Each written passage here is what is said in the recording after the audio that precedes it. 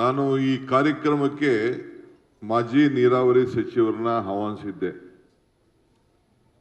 ಬೊಮ್ಮಾಯಿರವ್ರನ್ನು ಆಹ್ವಾನಿಸಿದ್ದೆ ಬರಬೇಕು ಅಂತೇಳಿ. ಬೊಮ್ಮಾಯಿಯವರು ಲಾಸ್ಟ್ ಇನ್ವಿಟೇಷನ್ ಅಲ್ಲಿ ಅವರ ಹೆಸರಿತ್ತು. ಅವರು ನೀನು ಸ್ವಲ್ಪ ಟೀಕೆ ಕೂಡ ಮಾಡಿದ್ಯಪ್ಪ, ಸುಮ್ಮನೆ ಎಂಬ್ರಾಸಿಂಗ್ ಆಗ್ತದೆ ಅಂತ ಅವರು ಕೆಲವರ ಕಷ್ಟನ ಹೇಳ್ಕೊಂಡ್ರು. ಅವರು ಇರೋ ಸತ್ಯ ಹೇಳಲೇಬೇಕಲ್ಲ, ನಾನು ಯಾರು ಏನೇನು ಯಾವ ಸರ್ಕಾರ ಎಷ್ಟು ಸಹಕಾರ ಕೊಟ್ಟಿದೆ ಅಂತಲೂ ಹೇಳಲೇಬೇಕಲ್ಲ.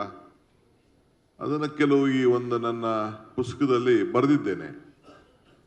ಎಲ್ಲಿ ಸೆಂಟ್ರಲ್ ಗೌರ್ಮೆಂಟ್ ಎಲ್ಲೆಲ್ಲಿ ಫೇಲ್ ಆಗಿದೆ, ಎಲ್ಲಿ ಸಹಕಾರ ಕೊಟ್ಟಿಲ್ಲ ಬರೆದಿದ್ದೇನೆ. ಸೊ ಅವರು ಬರೋದು ಕಷ್ಟ ಆಗ್ತದೆ ಅಂತ ಹೇಳಿದ್ರು. ಆಯಿತು ಅಂತೇಳಿ ನಿಮ್ಮ ಬ್ಲೆಸ್ಸಿಂಗ್ಸ್ ಇರಲಿ ಅಂತೇಳಿ ಅಲ್ಲಿಗೆ ಬಿಟ್ಟೆ. ಆಮೇಲೆ ಎಂ ಬಿ ಪಾಟೀಲ್ ಅವ್ರು ಕರೆದಿದ್ದೆ, ಕಾರಣದಿಂದ ಅವ್ರು ಬಂದಿಲ್ಲ. ಅವರು ಇರಿಗೇಷನ್ ಮಿನಿಸ್ಟರ್ ಆಗಿದ್ರು. ಯಾಕೆ ನಾನು ಜಾಸ್ತಿ ಜನ ಕರೆದ ತಕ್ಷಣ ಟೈಮ್ ಜಾಸ್ತಿ ಹಿಡಿತದೆ. ಇನ್ನು ನಮ್ಮ ಮುಖ್ಯಮಂತ್ರಿಗಳು ಅವರು ಕೂಡ 2 ಬಾರಿ, ನಮ್ಮ ರಾಜ್ಯದಲ್ಲಿ ಒಂದು ಪದ್ಧತಿ ಇದೆ, ಏನಪ್ಪ ಅಂದರೆ ಯಾರೇ ನೀರಾವರಿ ಮಂತ್ರಿ ಆದರೂ ಕೂಡ 4 ಬೋರ್ಡ್ಗೂ ಕೂಡ ಚೀಫ್ ಮಿನಿಸ್ಟ್ರೇ ಅದಕ್ಕೆ ಅಧ್ಯಕ್ಷರಾಗಿ ಕೆಲಸ ಮಾಡ್ತಾರೆ.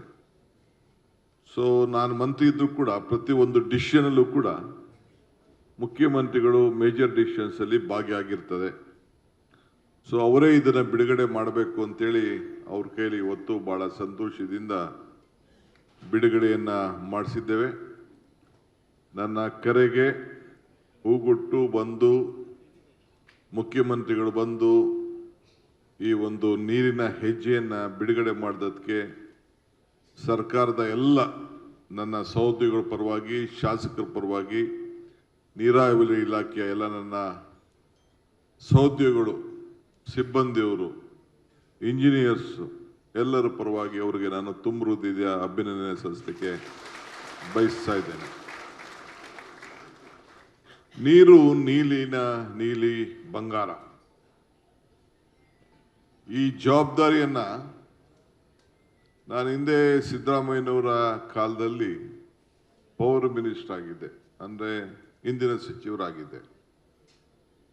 ಅದಾದಮೇಲೆ ಕುಮಾರಸ್ವಾಮಿ ಅವರ ಕಾಲ ಬಂತು, ಕೊಲ್ಯೂಷನ್ ಗೌರ್ಮೆಂಟು. ನಾನು ಪವರ್ ಮಿನಿಸ್ಟರ್ ಆಗಿ ಕಂಟಿನ್ಯೂ ಆಗಬೇಕು ಅಂತೇಳಿ ನಾನು ಆಸೆ ಪಟ್ಟೆ. ವೇದಿಕೆಯಲ್ಲಿ ಭಾಳ ಜನ ಮಿನಿಸ್ಟರ್ಸ್ ಎಲ್ಲ ಇದ್ದೀರಿ, ಎಲ್ಲರ ಹೆಸರು ತೆಗೆದುಕೊಂಡಿಲ್ಲ, ಕ್ಷಮಿಸಬೇಕು. ಕೆಳಗಡೆ ಎಲ್ಲ ಶಾಸಕರು ಇದ್ದೀರಿ, ನಿಮ್ಮ ಹೆಸರು ತೆಗೆದುಕೊಳ್ಳಿಲ್ಲ, ಕ್ಷಮಿಸಬೇಕು. ಇನ್ನು ಭಾಳ ಜನ ಮಾಧ್ಯಮದವರು, ಮುಖಂಡರುಗಳು ಎಲ್ಲ ಕೂಡ ಇದ್ದೀರಿ. ಯಾರು ಏನಪ್ಪ ನನ್ನ ಹೆಸರು ತಗೊಳ್ಳಿಲ್ಲ, ಶಿವಕುಮಾರ್ ನೇರವಾಗಿ ಹೋಗ್ತಾ ಇದ್ದಾನೆ ಅಂತ ಯಾರೋ ಅನ್ಯತಾ ಭಾವನೆ ಬೇಡ ಅಂತ ನಾನು ತಮ್ಮೆಲ್ಲರ ಕ್ಷಮಾಪಣೆ ಕೂಡ ನಾನು ಈ ಸಂದರ್ಭದಲ್ಲಿ ಕೇಳಲಿಕ್ಕೆ ನಾನು ಬಯಸ್ತಾ ಇದ್ದೇನೆ. ಒಂದು ನಾನು ಸಿದ್ದರಾಮಯ್ಯನವರು, ಪರಮೇಶ್ವರ್ 3 ಜನ ಇದ್ದು ನಾನು ಪವರ್ ಬೇಕು ಅಂತ ಕೇಳಿದೆ. ಕೊಲ್ಯೂಷನ್ ಗೌರ್ಮೆಂಟು ನಾನು ಪವರ್ ಕಂಟಿನ್ಯೂ ಮಾಡಬೇಕು, ಇನ್ನೊಂದು 3-4 ಯೋಜನೆ ನನ್ನ ತಲೆಯಲ್ಲಿದೆ. ಅಷ್ಟೊತ್ತಿಗೆ ಇಡೀ ಪ್ರಪಂಚದ ಒಂದು ದೊಡ್ಡ ಅದ್ಭುತ ಇದು ನಮ್ಮ ಪಾವಗಡ ಸೋಲಾರ್ ಪಾರ್ಕ್. ಹಿಂದೆ ಯಾರ ಕೈಯಲ್ಲಿ ಮಾಡೋಕ್ಕಾಗ್ತದೇನೋ ಗೊತ್ತಿಲ್ಲ, ದೊಡ್ಡದು ಮಾಡ್ಬೋದು. ಆದರೆ 1 ಎಕರೆ ಜಮೀನನ್ನು ಕೂಡ ಖರೀದಿ ಮಾಡದೆ ರೈತನ್ನು ಭಾಗಿ ಮಾಡಿಕೊಂಡು, ಅವತ್ತು ಕಾಲದಲ್ಲಿ ಕೇವಲ 40,000 ರೂಪಾಯಿ ಎಕರೆ ಇತ್ತಲ್ಲಿ ಪಾವಗಡದಲ್ಲಿ. ಅವನಿಗೆ ಹೋಗಿ ರೈತರನ್ನೆಲ್ಲ ಕುಂಡ್ರಿಸಿ ಒಪ್ಪಂದ ಮಾಡಿಕೊಂಡು 13,000 ಎಕರೆನ ಸೋಲಾರ್ ಪಾರ್ಕನ್ನು ಮಾಡಿ 2,400 ಮೆಗಾವ್ಯಾಟ್ ಉತ್ಪತ್ತಿ ಮಾಡೋಂಥ ಏನು ಡಿಸಿಷನ್ ಮಾಡಿ ಅದನ್ನು ಮಾಡಿದೀವಲ್ಲ, ಅದೊಂದು ಇವತ್ತು ಹಿಸ್ಟ್ರಿ ಆಗಿ ಉಳ್ಕೊಂಡಿದೆ. ಮುಂದೆ ದೊಡ್ಡದಾಗ್ಬೋದು. ಈಗ ಬೇರೆ ಬೇರೆ ರಾಜಸ್ಥಾನ, ಬೇರೆ ಬೇರೆ ರಾಜ್ಯದಲ್ಲೆಲ್ಲ ಇನ್ನೂ ದೊಡ್ಡದು ಮಾಡಲಿಕ್ಕೆಲ್ಲ ಹೊರಟಿದ್ದಾರೆ, ಆಗ್ಬೋದು. ಆದರೆ ಯಾವ ಜಮೀನನ್ನು ಪರ್ಚೇಸ್ ಮಾಡಿದೆ, ಅಕ್ವಿಷನ್ ಮಾಡಿದೆ, ರೈತನಿಗೂ ಕೂಡ ಪ್ರತಿ ತಿಂಗಳಿಗೂ ಅವನ ವರ್ಷಕ್ಕೆ ಅವನಿಗೆ ಹೋಗ್ಕೊಂಡು ತೆಗೆದುಕೊಂಡಂಥ ತೀರ್ಮಾನ ಇದೆಯಲ್ಲ, ಇದು ಇತಿಹಾಸ ಪುಟಕ್ಕೆ ಹೋಗ್ತದೆ. ಇನ್ನು ಕೆಲವು ಪ್ರತಿ ಡಿಸ್ಟಿಕಲ್ಲೂ ಕೂಡ, ತಾಲೂಕುಗಳಲ್ಲೂ ಕೂಡ ಅಲ್ಲೇ ಈ ಡಿಸ್ಟ್ರಿಬ್ಯೂಷನ್ ಲಾಸನ್ನು ಕಡಿಮೆ ಮಾಡಬೇಕು ಅನ್ನೋ ದೃಷ್ಟಿಯಿಂದ ಪ್ರತಿ ತಾಲೂಕಲ್ಲೂ 20, 50, 100 ಮೆಗಾವ್ಯಾಟನ್ನು ಮಾಡಿ ಅಂತ ತೀರ್ಮಾನ ಇನ್ನು ಕೆಲವು ಮುಂದುವರಿಸಬೇಕು ಅನ್ನೋ ದೃಷ್ಟಿಯಿಂದ ನಾನು ಕೇಳಿದೆ. ಏನೋ ಗೊತ್ತಿಲ್ಲ ನನಗೆ, ರಾಹುಲ್ ಗಾಂಧಿ ಅವರು ಡಿ.ಕೆ ನನ್ನ ಮಾತು ಕೇಳ್ತೀರಿ ನೀವು ಅಂದ್ರೆ ಕೇಳ್ತೀರಿ ಸರ್ ಅಂದ್ರೆ ನೀನು ಇರಿಗೇಷನ್ ತಗೋಬೇಕು, ನಿನ್ನ ಹತ್ರನೇ ಇರಿಗೇಷನ್ ಇರಬೇಕು, you don't press for power ಅಂತ ಹೇಳಿದ್ರು. ಇದ್ರು ಸಿದ್ದರಾಮಯ್ಯನವರು ಇದ್ರು, ರಾಹುಲ್ ಗಾಂಧಿನೂ ಇದ್ರು, ಪರಮೇಶ್ವರ್ ಇದ್ರು. ಅವತ್ತೊಂದು ದಿನ ನಮ್ಮ ವೇಣುಗೋಪಾಲ್ ಅವರು ಇದ್ರು, ಅವ್ರು ಇನ್ಚಾರ್ಜ್ ಇದ್ರು. ಆಯಿತು ನೀವೇನು ಹೇಳಿದ್ರು ನಾನು ಒಪ್ಕೊಳ್ತೀನಿ ಅಂತೇಳಿ ಈ ಇರಿಗೇಷನ್ ಜವಾಬ್ದಾರಿಯನ್ನು ನನ್ನ ಪಾಲಿಗೆ ಕುಮಾರಸ್ವಾಮಿ ಕಾಲದಲ್ಲಿ ನನಗೆ ಬಂತು. ಈ ನೀರು ಪುರಾಣದಿಂದ ಇದು ಇದರಲ್ಲಿ ಬಹಳ ಆಳವಾಗಿ ನಾನು ಹೋಗಿದ್ದೇನೆ. ಯಾಕೆ ನನಗೆ ಇತಿಹಾಸ ಪುಟದಲ್ಲಿ ಇತಿಹಾಸಕ್ಕೆ ಏನಾದ್ರು ಜವಾಬ್ದಾರಿ ತೆಗೆದುಕೊಂಡ್ರೆ ಒಂದು ಹಿಸ್ಟ್ರಿ ಕ್ರಿಯೇಟ್ ಮಾಡಬೇಕು, ನಂದೇ ಒಂದು ಪ್ರಯತ್ನ ಮಾಡಬೇಕು. ನಾನು ಮಾಡ್ತೀನೋ ಬಿಡ್ತೀನೋ ಅದು ಬೇರೆ ವಿಚಾರ. ನಾವು ನಮ್ಮ ಹೆಸರು ಉಳಿಬೇಕು, ನಾವು ಮಾಡಿದಂಥ ಕೆಲಸಗಳೆಲ್ಲ ಉಳಿಬೇಕು ಅನ್ನೋದು ನನ್ನ ಆಸೆ. ಸೊ ಈ ಪುಸ್ತಕದಲ್ಲಿ ಭಾಳ ವಿಚಾರಗಳನ್ನು ಬರೆದಿದ್ದೇನೆ, ರಿಸರ್ಚ್ ಮಾಡಿದ್ದೀನಿ. ಇದು ಅಂತಾರಾಷ್ಟ್ರೀಯ ಒಪ್ಪಂದಗಳು, ನಮ್ಮ ರಾಜ್ಯದ ಎಲ್ಲ ನದಿಗಳ ವಿಚಾರ, 10 ರಾಜ್ಯಗಳ ನದಿಗಳ ವಿಚಾರ ಕೂಡ ಇಲ್ಲಿದೆ.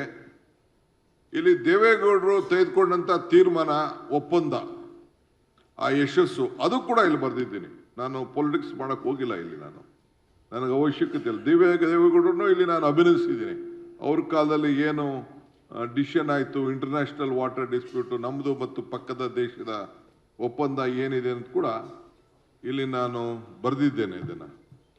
ಸೊ ಈ ವಿಚಾರ ಇದೊಂದು ದೊಡ್ಡ, ಹಿಂದೆ ನಾನು ನಮ್ಮ ನಂಜೇಗೌಡರು ಅಸೆಂಬ್ಲಿಲಿ ಚರ್ಚೆ ಮಾಡಬೇಕಾದ್ರೆ ನಾನು ಇದನ್ನು ಗಮನಿಸಿದ್ದೆ. ಯಾವ ರೀತಿ ವಾಟರ್ ವಿಚಾರದಲ್ಲಿ ಅವರು ಡಿಸ್ಕಷನ್ ಮಾಡ್ತಾ ಇದ್ರು ಅಂತೇಳಿ. ನಾನು ಚಿಕ್ಕ ವಯಸ್ಸಲ್ಲೇ ML ಆದವನು, ನಂಜೇಗೌಡರಿಗೆ ಅಸೆಂಬ್ಲಿಲಿ ಇದ್ದರು. 2 ಸಾರಿ ಬಂದಾಗ, ಮೊದಲು ಟೈಮಲ್ಲಿ ಅವ್ರು ಇರಲಿಲ್ಲ, ಸೆಕೆಂಡ್ ಟೈಮಲ್ಲಿ ಅವರು ಇದ್ದರು. ಸೊ ಆಗ ಕೂಡ ನಾನು ಚರ್ಚೆ ಮಾಡಿದ್ದೆ. ಕೆಲವರು ವಿವಿಧ ರೀತಿ ವಾದ ಮಾಡ್ತಿದ್ರು. H.K. ಪಾಟೀಲ್ರವರು ಕೃಷ್ಣ ಅವ್ರ ಕಾಲದಲ್ಲಿ ಮಂತ್ರಿ ಆಗಿದ್ದ ಕೂಡ ಗಮನಿಸಿದ್ದೆ. ಅವರು ಎಷ್ಟು ಡೀಪಾಗಿ ಹೋಗ್ತಾ ಇದ್ರು ಅಂತ ಕೂಡ ನನಗೆ ವಿಚಾರ ಇತ್ತು. ಈ ವಿವಾದಗಳು ಇವತ್ತನ್ನಲ್ಲ, ಇವತ್ತು ಭಾಳ ಇತಿಹಾಸದಲ್ಲೇ ಈ ವಿವಾದಗಳು ಬಡ್ಕೊಂಡು ಬಂದಿದೆ. ಪುರಾಣದಲ್ಲೂ ಕೂಡ ಈ ನೀರಿನ ವಿವಾದಗಳನ್ನು ನಾವೆಲ್ಲ ಚರಿತ್ರೆಯಲ್ಲಿ ನಾವು ನೋಡಿದ್ದೇವೆ. ಭಗೀರಥ ತಮ್ಮ ತಪ್ಪನ್ನ ಮಾಡಿ ಆಕಾಶದಿಂದ ಭೂಮಿಗೆ ನೀರನ್ನು ತರಬೇಕಾದ್ರೆ ಗಂಗೆಯನ್ನ ಶಿವದ ತಲೆ ಮೇಲೆ ಅದನ್ನ ಇಟ್ಕೊಂಡು ಕೋರ್ತಾನೆ ಅನ್ನೋ ಒಂದು ಇತಿಹಾಸ ಕೂಡ ಬಹುಶಃ ತಾವೆಲ್ಲ ಆ ಪುರಾಣನ ನೀವೆಲ್ಲ ಕೇಳಿದ್ದೀರಿ. ಸೊ ಹಂಗೆ ಇಡೀ ಜಗತ್ತಲ್ಲೇ ಅದೇ ಒಂದು ಮೊದಲನೇ ನೀರಿನ ಒಪ್ಪಂದ, ನೀರಕ್ಕೆ ಭೂಮಿಗೆ ಬಿಟ್ಟರೆ ಇನ್ನೆಲ್ಲ ಕೊಚ್ಕೊಂಡು ಹೋಗ್ಬಿಡ್ತದೆ ಅಂತೇಳಿ ಅವನ ತಲೆ ಮೇಲೆ ಅದನ್ನು ಇಟ್ಕೊಂಡ ಅನ್ನೋದನ್ನ ಇತಿಹಾಸವನ್ನು ನಾವು ನೋಡಿದ್ದೇವೆ.